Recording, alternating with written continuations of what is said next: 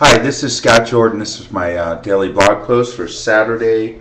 I can barely read my watch, so it looks like March 29th. It's a beautiful day here in Sun Valley. I'm going to go skiing this morning, and then later this afternoon go to the local Ketchum Police Department to file a proper police claim for the missing 3000 SCOTTeVEST. Actually making some progress on that. In large part thanks to the community. So just sit tight. There might be some news here soon. I would ask that everyone kind of stay uninvolved for a few days while we pursue what may be a real active lead on this. So, but I do want to thank the community for your concern and helping out. I mean, if we solve this, it'll be amazing. As it turns out, it wasn't just one container, but it was 3 containers of goods stolen from this lot that was described to me as nothing short of Fort Knox. There has to be cameras on this lot. It's pretty likely that this was an inside job of some sort. I did finally get a copy of the police report, and it was so bare bones. It looked like someone called the police to report a stolen car. And that was the form that was used. This to me seems like a federal matter. The FBI, I mean, to steal something from a secure customs facility is no small venture. To steal 3 containers is huge.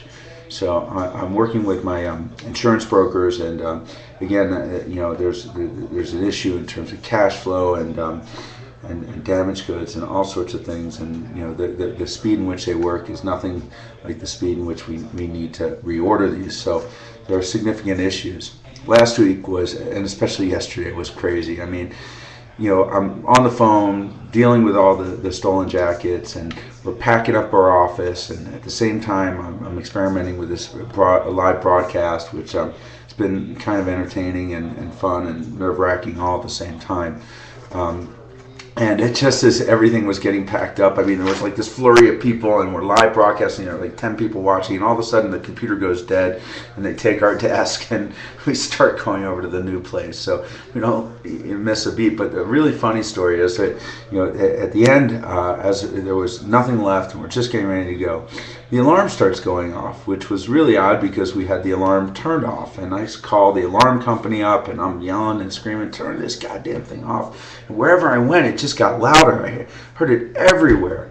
So we, took the batteries out, which now I know how to disarm an alarm. It's fairly simple, and they said it's still coming. So we thought, start walking around the building to see if it was someone else's. I could still hear it. And finally, I called the landlord up. I said, "Listen, you got to take care of this." And she said, "Don't worry, I will." And I'm on my way, and I get in my car and start driving, and I still hear the goddamn alarm.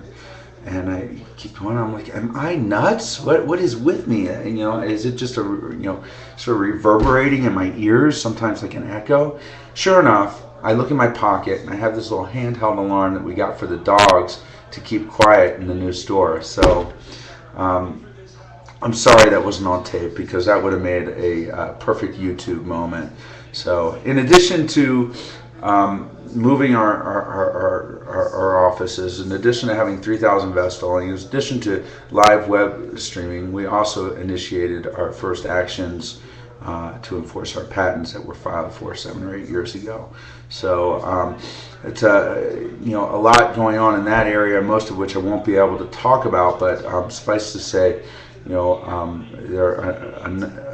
complaint was filed by our law firm, who believes strongly about this case, and so I'm going to have to kind of keep quiet on this, but you can follow along with whatever's available in public records. But we're entitled to protect our intellectual property. A lot of people don't know, for example, that Levi's, the only reason Levi's is what it is today is because they filed for a patent late in the 1800s on getting a little rivet attached to jeans, and therefore, Levi's was able to, they weren't the first maker of dungarees. So hope you can bear with me in this process. I understand I'll be under quite a bit of stress for the foreseeable future, which might make for entertaining live streaming, but it's not the intent. Trying to still figure out the whole ins and outs of the live streaming and the purpose. And I think part of it is, clearly to help the customers and customer service and like. Part of it is the novelty of it all, and part of it is the voyeurism. So we're trying to figure out what things people would be interested in, what things it's appropriate to see, and it's a learning process. So I appreciate all your feedback in this regard, and comments and whatnot. So this is, by the way, the new Q-Zip in red, my favorite shirt, especially for cooler spring weather, and I am going to be going skiing. Take care. Bye-bye.